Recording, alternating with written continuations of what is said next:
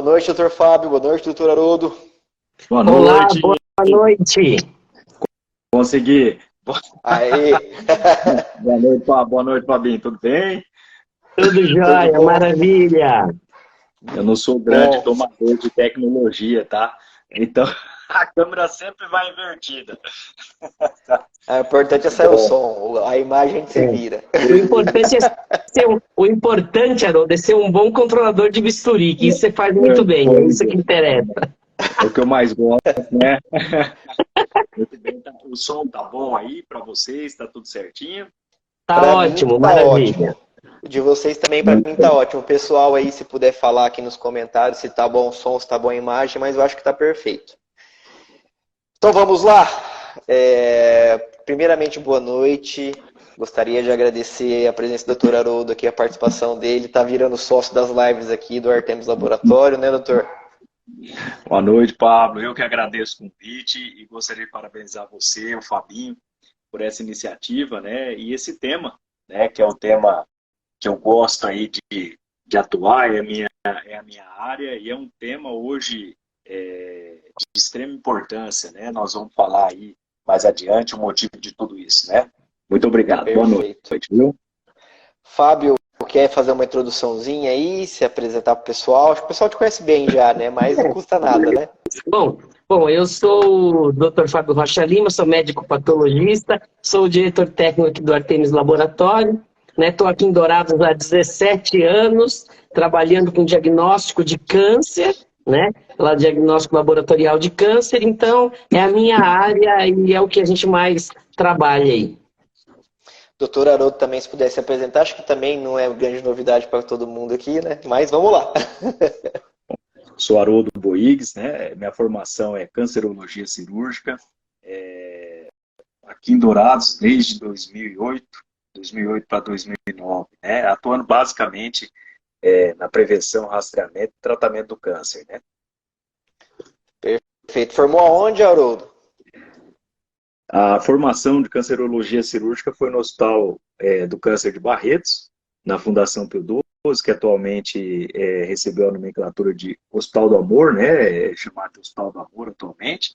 Atuo aqui na cidade, na Oncoclínica, e também como docente da Faculdade de Ciência e Saúde, né? E na diretoria técnica médica do Instituto de Prevenção do Amor, do Hospital do Amor aqui. Perfeito. Vamos iniciar aqui. E assim, como a nossa live é sobre câncer, né? Eu queria perguntar para o Fabinho, Haroldo, você vai me permitir fazer a primeira pergunta para ele, sobre o que é câncer. Bom, vamos lá então, né? Bom, ó, como todo mundo sabe, nós somos feitos de células, né? De bilhões e bilhões de células. E todas essas nossas células, elas trabalham em harmonia, numa coordenação muito delicada e organizada no nosso corpo. Então, o que é o câncer? É quando, por alguns motivos que nós vamos falar aqui, né, vários deles, né, genéticos ou ambientais, uma dessas células ou várias dessas células perdem o controle. E elas começam a se reproduzir de uma forma incoordenada, mais rápido do que o tecido normal, e começa o quê? Aquelas células, então, começam a se multiplicar.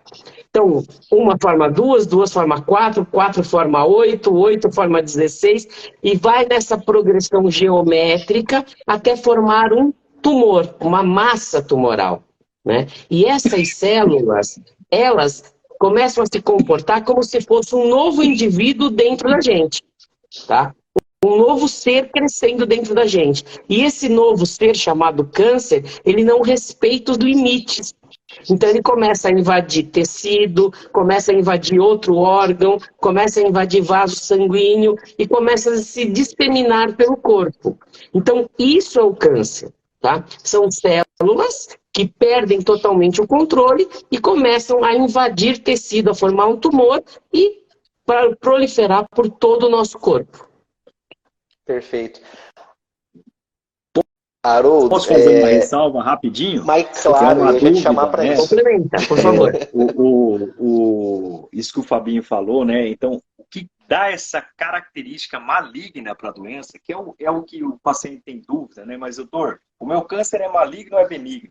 O termo câncer, quando é dito por si só, já se refere a uma doença maligna, né? E esse termo maligno, ele vem justamente por conta dessa característica dessas células, essa capacidade de invasão e metastatização. Então, essa capacidade de invadir os tecidos adjacentes e se disseminar pelo corpo é o que dá a característica maligna do tumor, né? Então, o tumor benigno, ele não recebe essa terminologia câncer, né? O tumor benigno, ele normalmente não tem essa capacidade de invasão e disseminação.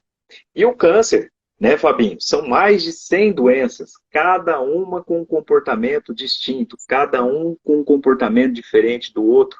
Por isso que um indivíduo com o diagnóstico de um câncer, pode ser um câncer de mama, não vai ter o mesmo comportamento daquele outro indivíduo que também está com diagnóstico de câncer de mama, né? Porque cada um tem uma característica molecular distinta, né? Então, essa capacidade de invasão e metastatização é o que dá essa característica maligna para a doença.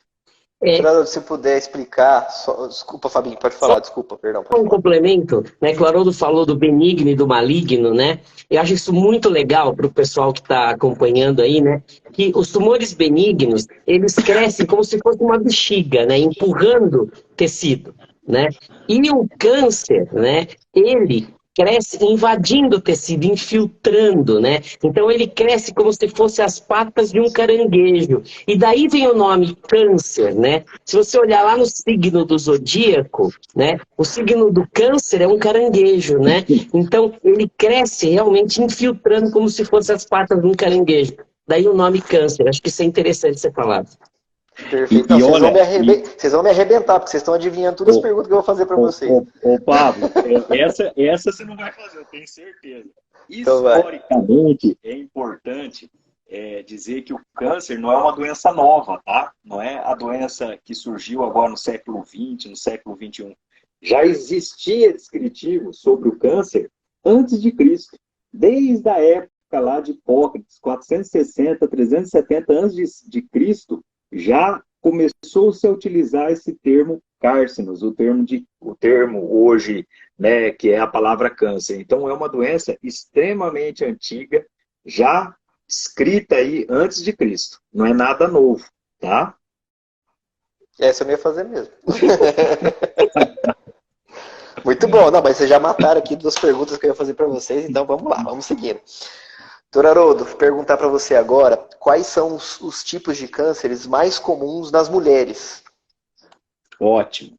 É importante, né, a gente citar aqui, né, quando a gente vai falar em epidemiologia do câncer, né, o câncer mais comum que nós temos de forma geral, de forma global, é o câncer de pele, não melanoma, que é o carcinoma basocelular, o carcinoma espinocelular, que tem como causa principal aí a exposição aos raios solares. Então, esse é o tipo de câncer mais comum que a gente tem na população em geral, né?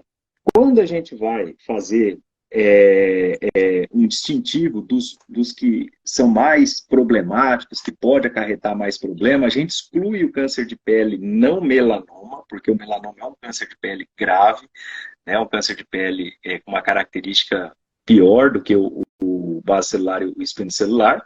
E aí, no sexo feminino, a gente coloca dentro da epidemiologia lá, dos mais comuns, né? O primeiro lugar é o câncer de mama, né? Então, o câncer de mama é o mais comum do sexo feminino, tirando pele não melanoma, e também é o que mais mata as mulheres atualmente. E outro dado interessante, né, que foi o mês de março, né, o azul marinho, o mês azul marinho, um dado interessante, né, o câncer coloretal, ele é o segundo mais comum aqui no Brasil, no sexo feminino, depois do câncer de mama. É um câncer também que tem uma importância extremamente grande, depois a gente pode falar, né, os mais comuns e os que mais matam, né, então mama, coloretal. Em terceiro lugar, é o câncer de colo de útero. Então, antigamente, o câncer de colo de útero estava logo atrás ali do câncer de mama. Com a vacinação contra o vírus HPV, então esse câncer ele passou a perder seu espaço, né? E a tendência é que ele perca ainda mais. né? Então, o câncer de colo de útero é em terceiro lugar, então mama, colo retal, colo do útero. Depois a gente tem em quarto lugar o câncer de pulmão, em quinto lugar o câncer de tireoide, em sexto lugar o câncer de estômago, né? E aí em sétimo o câncer de endométrio. Então nós falamos aí, basicamente os 7 mais comuns nas mulheres, são os mais incidentes, também são os que mais matam, e aí mais para frente nós vamos falar, né, Fabinho? Também são tipos de câncer que têm como ser prevenidos, né? Então isso que é importante. Haroldo, aproveita o gancho aí e já fala dos homens, por favor. Quais são os tipos de câncer mais comuns do sexo masculino? Então, tirando pele no melanoma, em primeiro lugar aí vem o câncer de próstata. O câncer de próstata é o mais incidente no homem. Em segundo lugar, também vem o câncer coloretal. Em terceiro lugar, o câncer de pulmão. Aí a epidemiologia muda aqui um pouquinho no homem, né? O câncer de estômago é o quarto mais comum. Em quinto lugar, o de boca. E em sexto lugar, aí, o câncer de esôfago.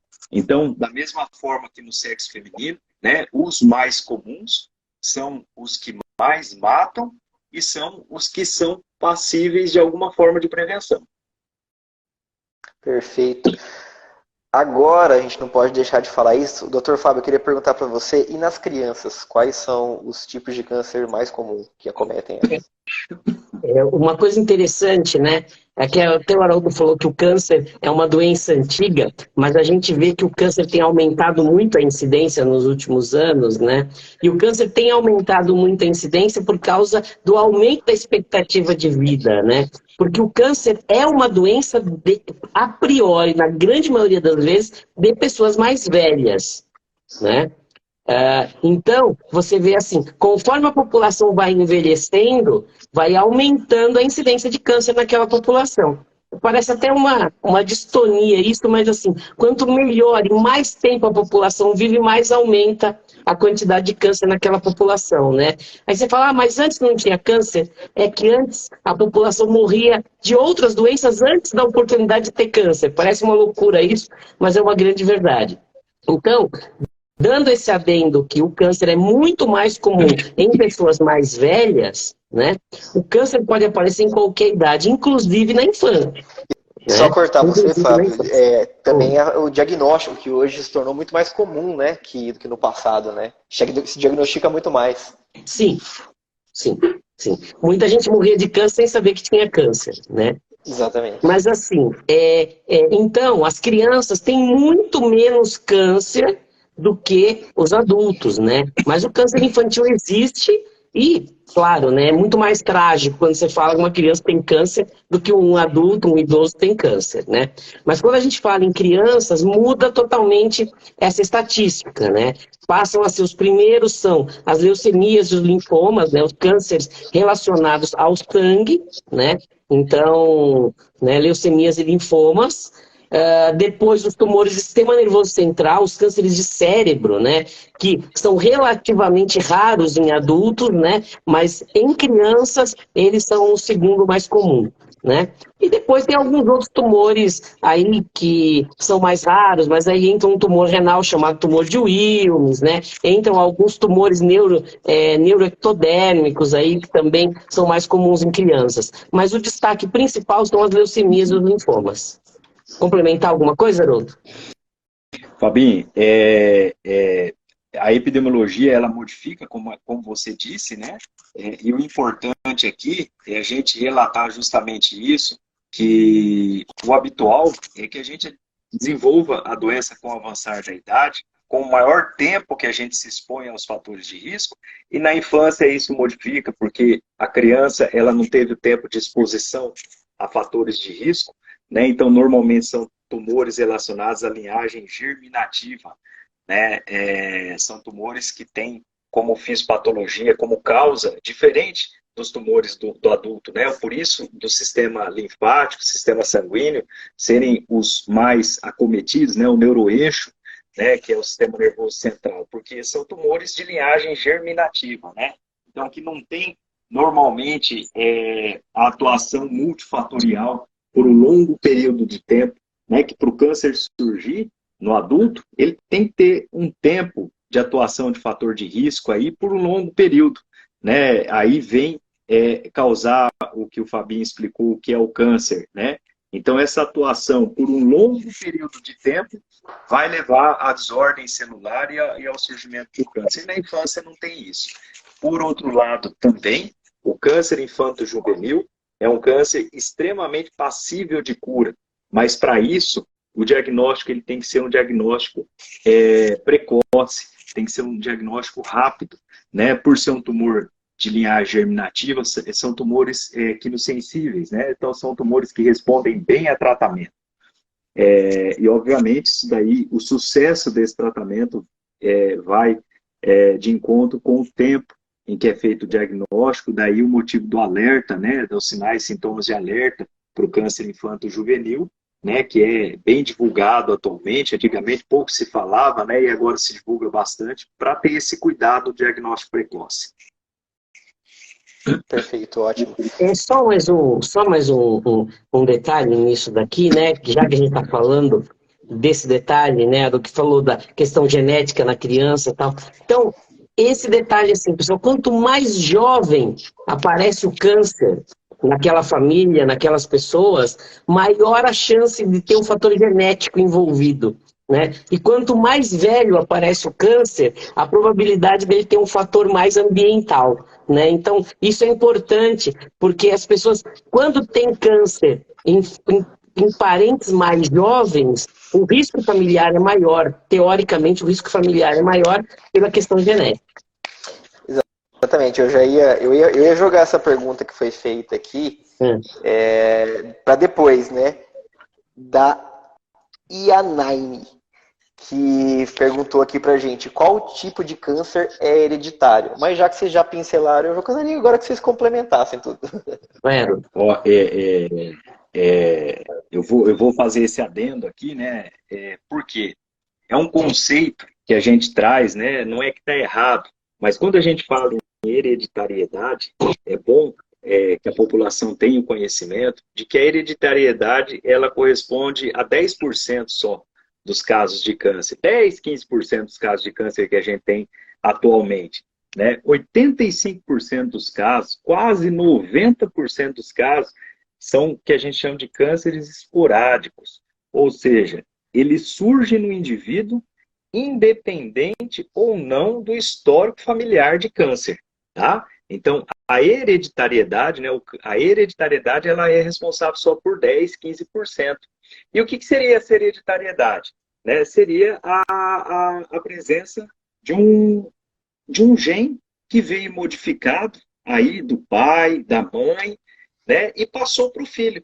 Né? E aí, esse pai ou essa mãe, o avô, bisavô, tios, esse gene favorece algum tipo de câncer. Vamos falar aí o mutação do BRCA, que é bem discutido, bem falado, né? BRCA1, BRCA2, que favorece alguns tipos de câncer, principalmente mama e ovário. Tem relação também com câncer de pâncreas, tem relação com câncer de próstata no homem, né? Então, esse tipo de gene, essa mutação vai favorecer ao indivíduo um risco maior de desenvolver esses tipos de câncer. Mas 90% é esporádico. Ou seja, vai depender aí, depois a gente deve falar dos fatores de risco, modificáveis e não modificáveis, que a gente adquire durante o nosso dia a dia.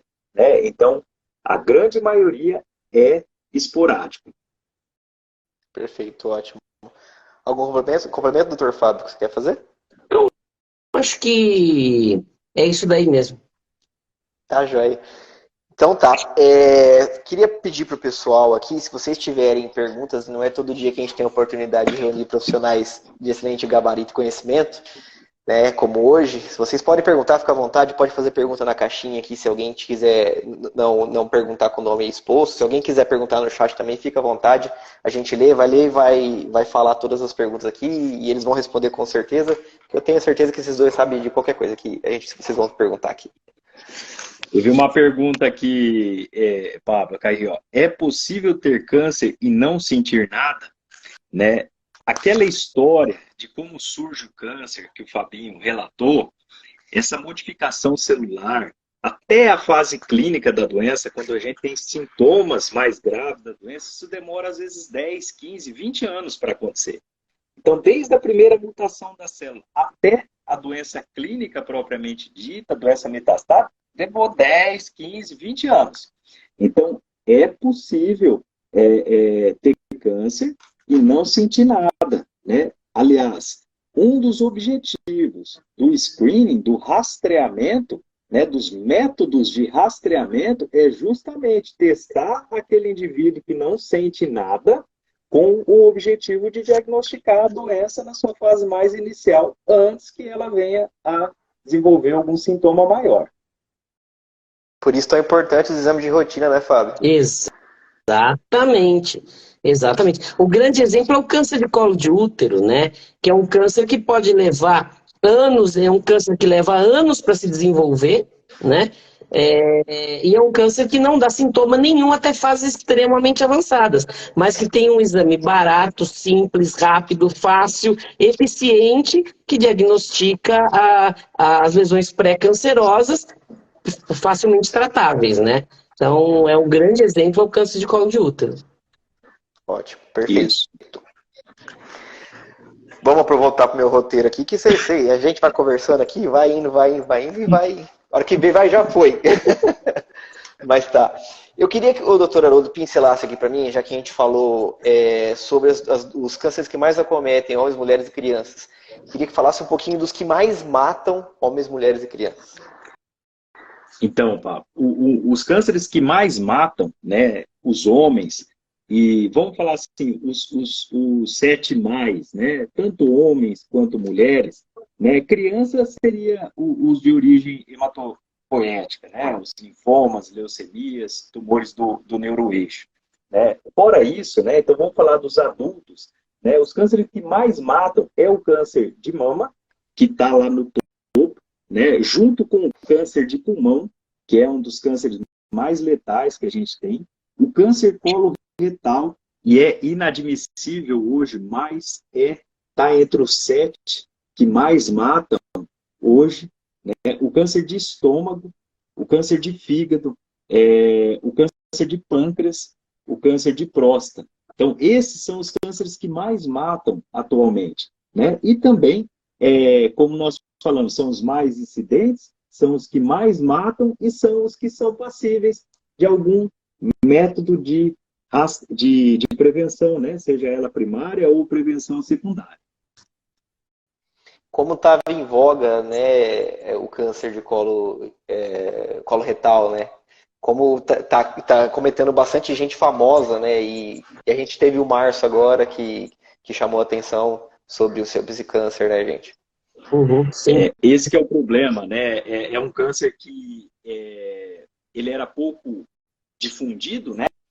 Pouco se falava, né? E como ele tem essa história longa de evolução, né? Que a gente chama a fase de carcinogênese, é muito longo do intestino, demora 15, 20 anos. É um câncer que tem relação direta com hábitos de vida e a prevenção secundária pode ser feito com um exame chamado colonoscopia, né, que é um exame de rastreamento, tem sua idade específica definida, né? Então, e está aí, né, se a gente for pegar a estatística mundial, o câncer coloretal mata quase 1 milhão de pessoas todo ano, né? Então, é uma doença extremamente importante. Em relação a essa estatística, Fabinho, Pablo, é interessante, né? O câncer hoje é uma das principais causas de morte prematura, né? E só no Brasil, mais de 500 cidades, hoje o câncer é a principal causa de morte, né? Então, é uma doença que assusta, né? E a importância aí do tema, né? Que vocês vêm trazendo hoje, dando essa oportunidade do conhecimento aí para a população. Perfeito. Só complementando rapidamente, né? O câncer é a segunda causa de morte hoje no Brasil e na maioria dos países desenvolvidos e em desenvolvimento, né? E tem estatísticas dizendo que muito provavelmente vai ser a primeira causa de morte daqui a algumas décadas, né? Daqui 15, 20 anos ele deve ser a primeira causa de morte. Então, é muito importante falar de câncer. A exposição multifatorial que a gente tem hoje, né, talvez traga esse primeiro lugar, né? Os hábitos alimentares, né, principalmente, né, hábito alimentar, cigarro, sedentarismo, etilismo, e idade, né, são os principais, aí, né? O sol, a exposição solar, né? Então, são fatores de risco e a cada dia mais nós estamos expostos, né, a esses fatores de risco. A industrialização, né? Então, a ingesta constante, né, e diária dos alimentos super industrializados, né?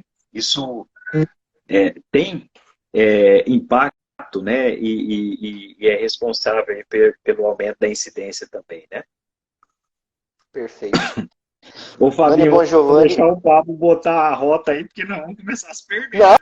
não, pode tocar. Ixi, assim que é gostoso. Eu quero que vocês vão tocando assim mesmo. Porque senão fica muito mecânico o negócio. Mas tá bom. Ixi, assim que é legal. É legal que a gente vai colocando o final no meio, o meio no final, hora que vê. Ó, só que a Nani Bongiovanni aqui, ó, doutor Haroldo, grande profissional, e doutor Fábio, 100. Então, tá elogiando vocês aí. Obrigado. Ô, doutor Fábio, eu queria que você falasse aqui uma coisa que eu já ouvi você falar, que é muito legal, que eu particularmente gosto muito, que é explicar como que o câncer mata o indivíduo. Ah, sim. Aquilo que eu comentei com vocês, né, que o câncer, ele passa a ser como se fosse um outro ser vivendo dentro de você, né? Aquelas células do câncer, aquele tumor que está lá, aquelas células, elas se reproduzem muito mais rápido do que qualquer célula do corpo, e para ela se reproduzir e crescer muito mais rápido que qualquer célula do corpo, ela o quê? Ela consome muito oxigênio, muita glicose, muita comida, tá certo? Então, aquele câncer está crescendo, é como se ele fosse um parasita. É como se você tivesse um ser vivendo dentro de você que cresce muito rápido, consome a maior parte da comida que você está comendo, e às vezes até aquilo que você come não é mais suficiente para manter ele, e ele começa a consumir as proteínas do seu próprio corpo, né? Então, o câncer, ele se comporta como um grande parasita, que cresce rápido e consome e expolia o organismo. Então, você imagina esse tumor crescendo, se espalhando pelo corpo e essas células consumindo alimento de forma absurdamente rápida, né? Então, claro, tem outras causas específicas, mas de um modo geral, é isso que explica aquele emagrecimento do câncer, né? Da pessoa ir se definhando, né? Porque o câncer acaba se tornando um grande parasita até o momento que o organismo não consegue mais sustentar o próprio câncer. Quer complementar? É isso mesmo. Leva ao que a gente chama, né, cientificamente, da caquexia-anorexia. Né? Então, ele produz substâncias e essas substâncias, elas levam uma informação para o cérebro para falar assim, ó, não se alimenta.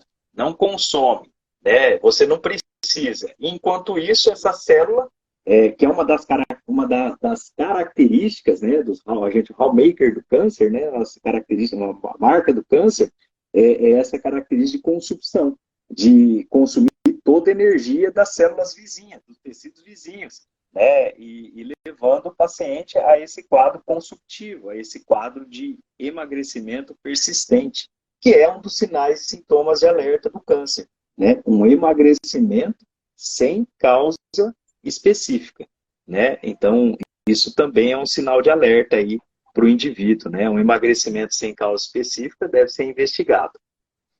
Por isso, tão importante o acompanhamento multidisciplinar, né? De nutrição, também de parte psicológica, né, doutor Haroldo? Isso. Teve até uma pergunta, né? Exatamente. Se a parte emocional ela tem vínculo, né, com o desenvolvimento do câncer. Perfeito. Né? A gente não tem um dado científico, né, que comprove isso, mas a gente sabe o quanto o sistema imunológico ele tem o papel fundamental aí como mecanismo de defesa, né? Se a gente for ver aquilo que o Fabinho falou lá no início, uma célula que se modifica e vai se modificando, modificando, virou um câncer. Agora, exatamente agora, no Pablo tem células se mutando, se modificando. Em mim também, no Fabinho também. Só que, por que eu não desenvolvi o câncer ainda?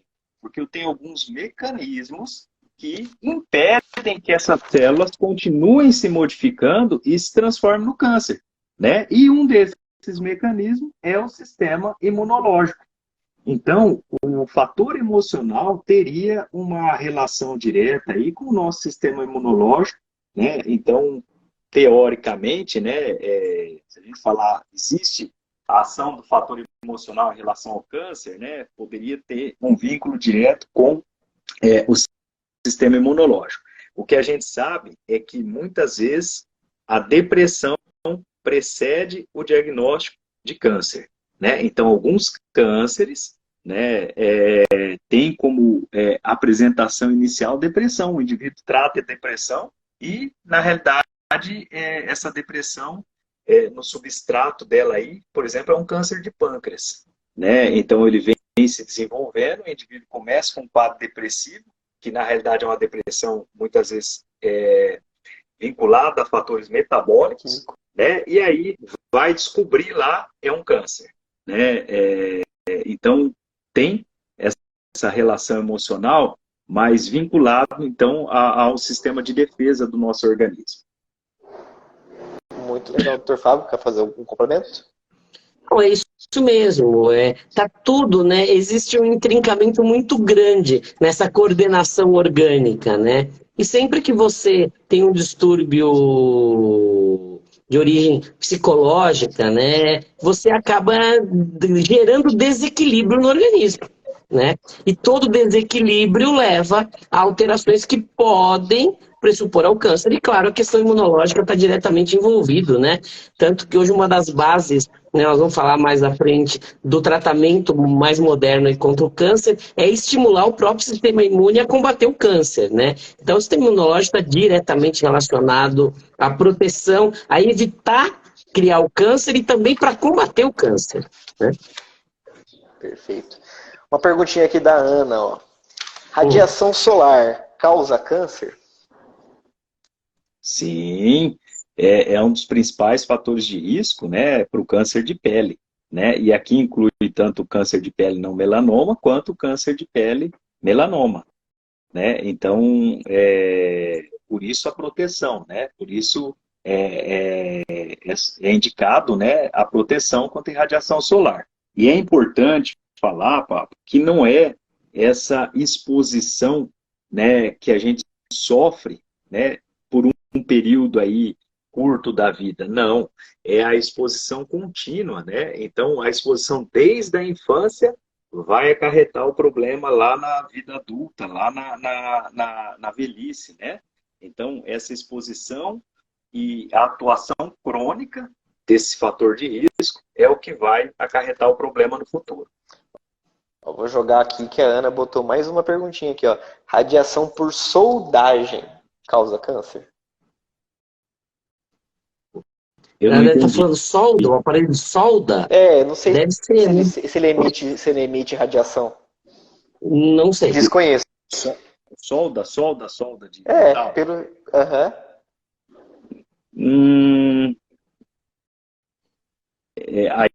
Aí é um fator... é isso mesmo, a solda. Não, a solda, não. Aí é exposição para outros fatores, né? Mas não para o câncer de pele em específico. É mais física do que radiação, né? Isso. Teve uma outra perguntinha lá que eu me perdi também. Depois da solda. Tá. O Alisson aqui, ó. Carticel. Acho que foi uma pergunta sobre tratamento com Carticel. Isso, faz tratamento de linfoma não Hodgkin e existe o tratamento Carticel. Esse tratamento pode ser utilizado para todos os tipos de câncer? Olha, é um estudo, né? É uma coisa que vem revolucionando o tratamento oncológico. CARTICEL é hoje basicamente para as doenças, para os cânceres hematológicos, tá? Existem critérios, existem as indicações específicas. No Brasil, já tem algumas instituições que realizam esse tratamento, né? Que é coisa recente, coisa de um ano e pouco para cá. Era tratamento específico em alguns países que disponibilizaram, né? E é uma revolução no tratamento clínico do câncer, né? Mas atualmente é basicamente para tratamento de câncer hematológico. Certamente isso daí vai se ampliar, né? Por quê? Porque mexe com o sistema imunológico, né? Mexe com essa parte imunológica, então vai ser ampliado esse tipo de tratamento, né? Basicamente hoje para doença hematológica. Perfeito. Agora eu quero aqui, vamos fazer como se fosse um bate-bola, mas não tão bate-bola. Vocês podem,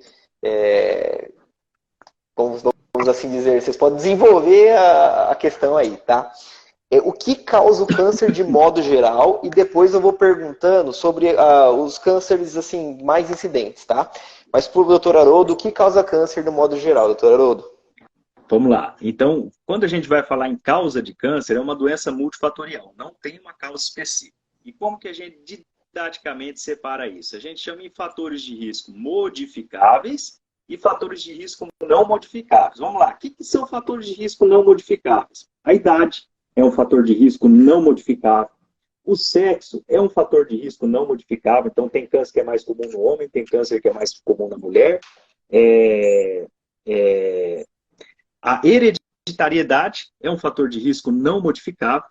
O tipo sanguíneo é um fator de risco não modificável. Então, tem alguns tipos de câncer que tem uma associação maior a algum tipo sanguíneo. E os fatores de risco modificáveis. Os fatores de risco modificáveis aqui incluem aos nossos hábitos alimentares, então o consumo excessivo de proteína e gordura de origem animal, alimentos ultraprocessados, a baixa ingesta de frutas, verduras, legumes, o sedentarismo, a obesidade, o tabagismo, o etilismo, a irradiação, a exposição a determinados vírus, né? A não vacinação é um fator de risco. Então, não vacinação contra o vírus do HPV, não vacinação contra o vírus da hepatite B. Só para vocês terem ideia, nos países de baixa renda, se os métodos de vacinação fossem efetivos, nós conseguiríamos aí evitar quase que 25% dos casos de morte por câncer relacionado a vírus, principalmente HPV e hepatocarcinoma, hepatite B. Né? Então, isso daí é o que a gente ocupacional. Existem alguns tipos de cânceres que são ocupacionais, né? Algumas profissões que favorecem mais o desenvolvimento da doença. Então, isso daí é o que a gente chama de fatores de risco modificáveis. Então, a atuação contínua destes fatores de risco, então multifatorial, não uma causa só, vai levar ao risco e no futuro o indivíduo desenvolver algum tipo de câncer. Então, aqui, por exemplo, a exposição à fuligem da solda, né, pode ser um fator de risco ocupacional. A exposição à Radiação. A radiação também pode ter um fator de risco ocupacional, né? Então, isso daí sim pode levar, né, ao desenvolvimento do câncer. Aí, ó, já respondeu 2 perguntas aqui de comentários, uma só. Uhum. E tem uma aqui, pode falar, doutor Fábio. Não, é isso mesmo. Pode continuar. Não, é que agora que o doutor Haroldo já citou, agora ele vai ter que falar. Quais são os tipos sanguíneos que têm propensão maior sobre câncer? Então, o tipo sanguíneo A, ele tem uma propensão maior a desenvolver o câncer gástrico, né? Principalmente o que a gente chama de não coeso, que é um câncer gástrico, tipo que a gente chama aqui, aí é com o Fabinho, células em anel de Silete, né? Então, é um tipo de câncer difuso, né, que é mais propenso no tipo sanguíneo A. Né? Outro fator de risco não modificável, que eu esqueci de falar, a raça. Né? A raça negra, ela tem uma propensão maior a desenvolver o câncer de próstata, em comparação às outras raças. Né? Então, isso também é um fator de risco não modificável. Em compensação, menos melanoma, né? Também. Menos Eles têm menos tendência a melanoma. ter melanoma do que outros cânceres, do que a raça Isso. branca. Perfeito. Agora sobre câncer de colo de útero. Doutor Fábio, o que causa o câncer de colo de útero? Então, o câncer de colo de útero é um câncer que tem uma causa específica, né? Quase 90% dos casos de câncer de colo de útero estão relacionados à infecção do vírus HPV, né? Então, a gente pode falar hoje que nós temos um câncer que é transmissível sexualmente, né? E que tem prevenção por vacina, né? Então isso é muito importante, né? O pessoal entender, né, que se você voltar anos atrás, você voltar muitos anos atrás, algumas décadas, e falar que você tinha um câncer que era transmissível, todo mundo ia se assustar, né? E claramente o câncer de colo de útero é uma doença infecciosa transmissível causada por um vírus, né? E esse vírus é claramente detectável no exame de Papa Nicolau, que nós vamos falar com mais calma mais à frente, mas ele tem uma causa específica que é a infecção por esse vírus, que é prevenível e tem vacina. Perfeito. E olha a importância, né, Fabinho? O HPV aí, o grande vilão, né, do colo do útero, e é bom, né, citar que não só câncer de colo de útero, o HPV é um problema, ele é câncer de canal anal, câncer de vulva, câncer de orofaringe, né? Então, o HPV, pênis, então o HPV ele vem se relacionando a outros tipos de cânceres também, a um fator de risco importante, e que um ato de prevenção primária, né, evita o desenvolvimento do câncer HPV induzido. Né? Então, a vacinação contra o vírus do HPV pode mudar esse cenário. Né? Perfeito. Isso aí dá um tema para outra live também, que a gente sempre fala dessa vacinação de HPV, né? Uhum, sim. Tá, joia. Ó, eu queria mandar um abraço aqui pro Dr. Rafael Suzinho, que tá acompanhando a live, doutora Estela, que entrou. Tá um pessoal bom aqui acompanhando a live, viu? Tem um pessoal bom aí, hein? Cuidado com o que fala, hein? Tem que tomar bastante cuidado. Mas, doutor Haroldo, o que causa o câncer de mama? O câncer de mama, ele tem relação direta com os que a gente chama de fatores não modificáveis e modificáveis. Então, não modificáveis até aí o sexo feminino é um dos principais fatores de risco para o câncer de mama. Como consequência, né, o maior tempo à exposição ao hormônio feminino, que a gente chama de estrógeno, leva ao maior risco de desenvolver esse tipo de câncer. Então, quanto mais jovem a mulher começa a menstruar, quanto maior tempo ela demora de parar de menstruar, então a gente chama de menarca precoce, menopausa tardia, ela vai ficar um tempo maior sendo exposta ao hormônio, que é um fator de risco para a mama, né, o câncer de mama. Se ela não tem filhos, ou se ela demora muito tempo para ter o primeiro filho, então a primeira gestação tardia, ou seja, depois dos 30 anos de idade, leva ao maior risco se ela não amamenta. Né? Então, quando ela não amamenta, ela também amplia esse tempo de exposição. Né?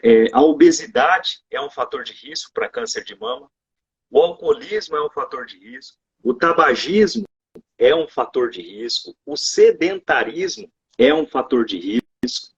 As terapias de reposição hormonal de forma indiscriminada, né? O uso de hormônio de forma indiscriminada, que é muito comum a gente ver hoje em dia, isso é um fator de risco, né, para câncer de mama, e 10% pode ter relação com hereditariedade, principalmente a mutação do que a gente chama de BRCA1, BRCA2 e o PALB, que é um outro oncogene, né? Isso aí são oncogenes, são genes que, teoricamente, eles estariam super expressados, né? Então eles vão expor o indivíduo maior ao risco de desenvolver o câncer de mama. Você complemento? viu aqui uma diferença interessante, né? Nós falamos dos dois cânceres muito comuns em mulheres e a diferença, né? Enquanto o câncer de colo do útero ele tem uma causa quase que única, né? Específica, o câncer de mama ele é extremamente multifatorial e tem uma gama enorme de situações que levam a ele, né? Isso. Perfeito. Então, a exposição a esses multifatores, né, e a idade, né, vai favorecer isso. Legal. Já que a gente está falando de aparelho reprodutor, vamos passar para o masculino agora. E o câncer de próstata? Doutor Fábio, pode falar, por favor. O câncer de próstata também é um câncer que não tem uma causa específica, né? Muito parecido com o câncer de mama, ele também é uma causa multifatorial e não tem nenhum fator muito específico causador do câncer de próstata. O principal deles é a idade, né? O câncer de próstata está muito relacionado ao envelhecimento, à idade do indivíduo. Então, quanto mais velho o indivíduo, maior a chance dele ter câncer de próstata. Tem uma relação familiar também, né? A incidência aumenta em pessoas que têm antecedente familiar, né? E ele claramente é um câncer também relacionado ao hormônio, né? Ao hormônio, à testosterona, né? Ao hormônio sexual masculino. Mas diferente da mulher, não tem muitos fatores envolvidos na gênese específica do câncer de próstata, né, Haroldo? Isso, Fábio. Então, como o principal fator de risco é a idade, sabidamente, a gente começa a se preocupar com essa doença com o avançar da idade. Lógico que a nossa preocupação maior é quando ele é diagnosticado no indivíduo mais jovem, né? Diferente daquele indivíduo que já passou dos 80 anos de idade, que chega aí com 90 anos com diagnóstico de câncer de próstata, né? Então a idade é o principal fator de risco, a raça negra é um fator de risco, né? O tabagismo é um fator de risco para câncer de próstata, da mesma forma que o etilismo, a obesidade, mas principalmente a idade. Né? Porque o câncer, câncer de próstata, da mesma forma que o câncer de mama, tem um vínculo aí com o hormônio, no caso da próstata é a testosterona. Então, seria o fator de risco principal. A reposição hormonal, viu, Fabinho? O uso indiscriminado. Viu? Sim, o uso indiscriminado. Atualmente, esse uso de testosterona maluco que o pessoal tem usado aí. Eu ia fazer esse link maluco agora. O CFM acabou de proibir o uso discriminado de reposição hormonal para fins estéticos, né? Ia fazer esse link maluco agora, parece que estamos lendo a mente do outro, assim. Mas eu queria que vocês comentassem por que essa decisão foi tão importante e por que tanto para a parte esportiva quanto para a parte estética estava prejudicando tantas pessoas e por que essa bomba está estourando tanto agora? Pode falar. Porque se tornou um hábito indiscriminado, né? Tudo que é realizado de forma indiscriminada, ela tem que ser proibida mesmo, né? Então, assim, para quem deve fazer reposição? Quem tem deficiência do hormônio, né? Quem tem falta do hormônio deve fazer reposição. Quem não tem falta do hormônio, por que usa o hormônio? Para fins outros que não o fim farmacológico dele específico. E os anabolizantes são fatores de risco importantes para câncer de fígado, né? Então, isso é uso indiscriminado. E hoje, cada dia mais, né, está se utilizando indiscriminadamente, sem esses critérios de avaliação específicos, que é para quando você tem deficiência. Toda vez que você tem deficiência e repõe, você não vai trazer um mal para o seu corpo, né, para a sua parte fisiológica, você vai trazer um bem. Agora, se você não tem deficiência, para que você vai repor? Né? Então, você vai estar dando em excesso. Né? E é um hormônio que traz uma sensação boa. Né? O indivíduo se sente mais animado, o indivíduo tem o libido dele aumentado, ele tem mais prazer em atividade física, ganha massa, né? E esse uso indiscriminado não é só no sexo masculino, esse uso indiscriminado, principalmente no sexo feminino também, o uso indiscriminado da testosterona no sexo feminino, né, que traz para a mulher essa sensação de massa corporal, né, de maior prazer na atividade física, né, maior força, né? Então, esse melhor uso indiscriminado é um problema, né? Teve uma pergunta aqui, Pá, se existe algum meio de se avaliar a hereditariedade no câncer, né? Então, o Fabinho pode falar para a gente, né? Você pode citar para a gente, né? Não é para todo indivíduo, mas para aqueles indivíduos onde você consegue fechar, né, a possibilidade da hereditariedade, né, existe os painéis genéticos de hereditariedade de câncer. São os painéis multigênicos, né, Fabinho? Explica melhor para a gente isso daí. Assim, não são exames, né, que devem ser feitos indiscriminadamente, né, para todo mundo, até porque normalmente são para pessoas que tenham alguma tendência familiar, que já tenham algum antecedente familiar, principalmente em cânceres que aparecem jovens, né, na família, né, em pacientes mais jovens. Mas eles o quê? Então, eles vão mapear genes que você conhece, que tenham, que quando mutados, eles têm uma tendência maior a desenvolver câncer, né? Então a gente fala que tem que se tomar muito cuidado, porque ter a mutação não significa que você vai ter câncer e muito menos que você tem câncer, né? Acho que esse é um fator muito importante que a gente tem que tomar esse cuidado, né? Porque a pessoa acha que vai fazer aquilo, deu uma mutação, nossa, eu tenho câncer. Não, esses exames, eles não diagnosticam câncer. Eles mostram que você tem um gene que dá uma tendência maior de você, o quê? Desenvolver aquele tipo de câncer. Então, isso se usa muito para câncer de mama, câncer de ovário, né? Que é o gene mais comum que a gente costuma fazer o exame, que é o BRCA1, BRCA2, tal. Mas o que acontece? E aí, o que significa isso? Para você fazer uma prevenção maior, para você tentar diagnosticar, já que você tem uma chance maior de ter esse câncer, de você realmente se prevenir com maior frequência, ou até fazer algumas cirurgias preventivas que chamam, né? De você realmente, por exemplo, a mama, né? Você retirar, fazer aquela mastectomia preventiva, né? Nas pessoas que têm um alto risco familiar de ter o câncer de mama, né? Mas tem que tomar muito cuidado, porque também algumas pessoas podem ter problemas psicológicos sérios só de saber que tem uma possibilidade maior de ter um câncer, né, Haroldo? Isso. Então, o painel de hereditariedade, o painel de avaliação de hereditariedade, ele tem indicação específica, não é um método de rastreamento aleatório que se mede para todo mundo, né? Então, você vai triar o indivíduo especificamente. O objetivo disso é você fazer uma correlação, né, de hereditariedade com um percentual de risco de desenvolver determinado tipo de câncer, e não são para todos os casos, mas em alguns casos, então, entraria o que o Fabinho falou sobre o tratamento profilático, né? Existem algumas cirurgias profiláticas, né? E o que é muito bem estabelecido hoje é a cirurgia da mama, cirurgia do ovário, a cirurgia do intestino.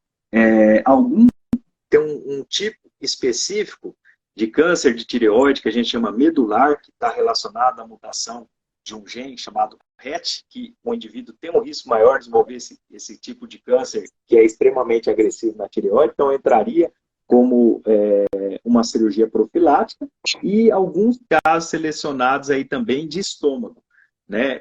Mas não é um método de rastreamento indicado para a população normal, né? O Fabinho, a área dele é o exame preventivo, aí, o Papa Nicolau, como ele bem disse, né? Você fala que é rastreamento aquele indivíduo assintomático, desde que o exame seja fácil, rápido, disponível, barato e não exponha o paciente a algum tipo de risco maior, né? Então, rastreamento seria isso, seria algum método que fosse rápido, barato, fácil, disponível e que não exponha o paciente a um risco maior do que ele não rastrear. Que não é o caso dos painéis genéticos, que são não complexos, é o caso dos painéis genéticos. A análise demora e não é barato. E são caros, né? Então não é de uso indiscriminado, né? A gente solicita, vocês realizam os painéis, a gente solicita os painéis, mas isso com critério, né? Não é aleatoriamente para todo indivíduo. Tem paciente que chega aqui e fala assim, Eu quero minha um avó painel. teve câncer de mama, como é que eu faço? Fala, não, minha senhora, não é bem assim. Exatamente. Vamos lá, vamos consultar um médico, seu médico, 90% seu é gineco. esperado, né? Vamos consultar o médico, o exame não é barato. Então. Mas quanto que é o exame? Não, mas consulta o médico, que é interessante a senhora saber a opinião dele. Enfim, porque você fazer esse exame à toa, né, muitas vezes não é barato, né? Então é bom a gente sempre ter essa opinião clínica acima de tudo, né? Isso. Exatamente. Perfeito. Vamos voltar aqui. Doutor Haroldo, queria que você falasse um pouquinho sobre o que causa o câncer de pulmão também. Então, câncer de pulmão. Qual que é o seu principal fator de risco? Cigarro. O cigarro, isoladamente, é a principal causa de morte evitável que nós temos hoje no mundo, né? E o cigarro, isoladamente, ele é responsável por quase 80%, 85%, se não 90% dos casos de câncer de pulmão, né? Então, é um câncer que nós temos como prevenção primária o hábito de não fumar, né? Então, a cessação do tabagismo é o principal meio que a gente tem como prevenção desse câncer. O câncer de pulmão é o câncer mais letal. Em termos estatísticos, são diagnosticados anualmente mais de 2 milhões e pouquinho de pessoas no mundo com câncer de pulmão. Sabe quantos morrem? 1.800.000 pessoas. Né? Então, o valor, o número de diagnóstico está bem próximo do número de morte, né? Então, é um câncer extremamente letal e o principal fator de risco é o cigarro. E aí, secundariamente, né, a poluição ambiental também tem a ver um pouco, né, com isso, principalmente nas grandes cidades, né, também tem a ver um pouco com câncer de pulmão, mas disparado é o cigarro. Né? E fumo passivo também, né, pessoal? Isso, não só o ativo, né, mas o fumante passivo também ele tem um risco bem superior do que aquele indivíduo que não tem acesso nem contato com o cigarro. Né? O Haroldo comentou que é a causa, né, a principal causa de morte evitável no mundo, o cigarro, né? Porque o cigarro, além de causar câncer de pulmão, ele causa câncer de boca, câncer de laringe, câncer de estômago, câncer de esôfago, câncer de bexiga e infarto, derrame cerebral, aterosclerose, como é que fala? Enfisema pulmonar, bronquite crônica, facilita infecção pulmonar, e aí, N outras coisas. Não fumar facilita muita coisa já, né? Sim, com certeza.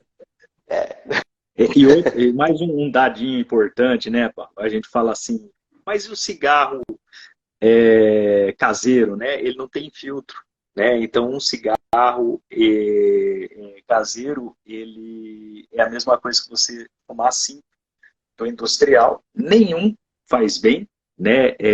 Cigarro eletrônico da mesma forma, narguilé da mesma forma, né? E todo mundo tem que saber aí que a nicotina ela tem um efeito maior do que a heroína em termos de vício, né? Então, o ideal é nem ter contato com esse hábito, né? Para não correr o risco de, com pouco já de contato, já desenvolver o vício, né? Eu acho que tem uma perguntinha, os locais mais comuns de metástase, os órgãos mais... mas teve uma pergunta também sobre a questão de tratamento, né, do câncer metastático. Deixa eu só cortar, você contar um fato, assim, meu pai, ele é paciente de câncer de pulmão, mas é um fato engraçado sobre esse tabagismo dele. Ele fumou 60 anos da vida, né, e ele descobriu o câncer de pulmão em 2019. Ele tinha um cachorrinho, pra você ver como é que o cigarro traz isso aí. Ele tinha um cachorrinho que ele pegou o costume de pegar o cachorro e colocar o cachorro do lado da janela dele quando ele ia fumar. E o cachorro pegou o costume do meu pai levantar, passar a mão no maço de cigarro, o cachorro ia atrás dele por causa da nicotina. O cachorro estava acostumado a ficar junto da janela por causa da nicotina. Aí o cachorro pegou o hábito, ficou viciado também no tabagismo com o meu pai. Isso. É a mesma coisa que o humano. né? Sim. Aqui tem uma pergunta interessante, se existe alguma diferença entre o câncer que ocorre no pulmão e o câncer que tem diferença. O câncer, a gente chama de primário, é o local onde ele nasce. Então, ele nasceu no pulmão, ele é primário do pulmão. Se ele nasceu no intestino e foi para o pulmão, ele é metastático para o pulmão. Se ele nasceu na mama e foi para o pulmão, ele é metastático. Então, tem diferença na forma de abordagem terapêutica, porque a gente direciona o tratamento para o foco primário. E uma outra pergunta, se tinha tratamento para o câncer metastático. Está aqui, ó, o pai do Pablo é um exemplo. Era um câncer de pulmão metastático, está vivo, tá bem, está ótimo, doença controlada. Melhor que a gente. Tá melhor que todo mundo aqui, né? Já tem 3, 4, vai para 4 anos, né? Um advento terapêutico que, se fosse há 15 anos atrás, a gente não se depararia com o sucesso que a gente se deparou hoje, né? Então, é possível o tratamento de doença metastática? Lógico que o ideal, o cenário ideal é que não esperemos aí o desenvolvimento de uma doença clínica, de uma doença sintomática e muito menos de uma doença metastática. E a chance de cura ela é maior quando a doença ela é diagnosticada na sua fase mais inicial. E câncer de pulmão, em nenhuma forma é boa, né? Câncer de pulmão, o ideal é que a gente não tenha doença. Então, o ideal é a gente não se expor ao fator de risco que leva à doença. Né? Por quê? Porque é um câncer extremamente letal. Né? Mesmo os cânceres de pulmão diagnosticados na sua fase mais inicial, o prognóstico em 5 anos não é tão bom. Né? Então, o ideal é não ficar exposto ao fator de risco. Perfeito. Legal, é isso aí. Ô, doutor Haroldo, só que porque quando eu tô na live, eu costumo falar um pouquinho a mais, a gente estende 1 hora. Se você tiver compromisso, você me avisa. Sem problema. Não, vamos lá. Então tá bom. Doutor Fábio, você como dermatopatologista, eu queria que você falasse um pouquinho sobre a causa do câncer de pele. O câncer de pele, também como o câncer de pulmão, de colo de útero, ele tem uma causa muito clara, que é a radiação solar, né? E tem uma duplicidade aí, né? Exposição solar e pele clara, né? A melanina, que é o que dá cor à pele, é uma proteção natural contra o raio solar. Então você pode ver até da origem das raças humanas, né? Qual raça humana que se originou nos trópicos, na região equatorial, é o pessoal que tem raça negra, né? É o pessoal da raça negra. Aí você vai indo, né? Se afastando dos trópicos, né? Aí tem o pessoal que é árabe, o pessoal oriental, que já tem uma certa pigmentação. Aí se chegar na região mediterrânea, o pessoal, apesar de branco, já tem cabelo escuro, tal, né? E aí você pega esse pessoal de pele muito clara, eles se originaram lá na região norte da Europa, né? Então, eles não precisaram se adaptar à exposição a raios ultravioleta em grande quantidade. Aí esse pessoal migra para país tropical, né? E aí é câncer de pele em grande quantidade, né? Então, tanto que o Brasil é um dos países do mundo que mais tem câncer de pele, é o Brasil, por causa que tem uma população predominantemente de pele clara e que está num país tropical com alto índice de radiação solar, né? E aí você pega a Austrália, Nova Zelândia, que também são países tropicais, né? E que tem uma população muito de pele clara, tem uma incidência enorme de câncer de pele, né? Perfeito. Doutor Haroldo, dá uma pincelada para a gente sobre a causa de leucemia e linfoma.